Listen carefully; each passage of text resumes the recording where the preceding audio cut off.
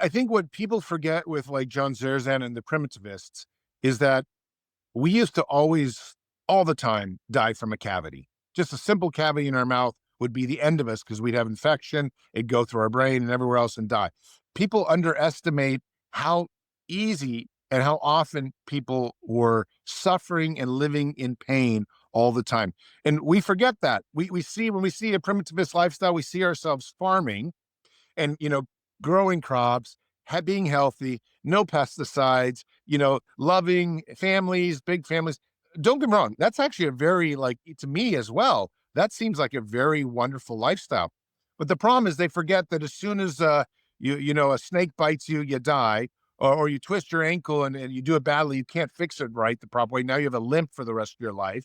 They forget that there are years that it rains too much and you lose all your crops, so your two children starve to death.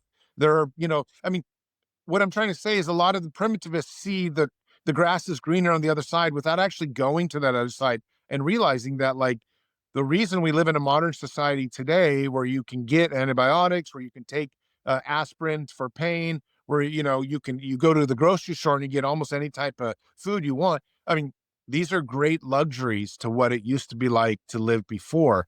And most of us wouldn't even be able to live like a few weeks without those luxuries because we become so accustomed to them.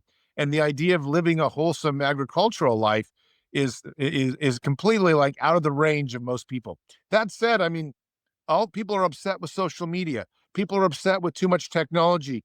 People are upset with the driverless cars taking their jobs. So that's why they see this primitivist lifestyle as something beautiful and something, grass is greener on the other side. But um, I think if you actually took them there for a few months, they'd all want to come right straight back to society.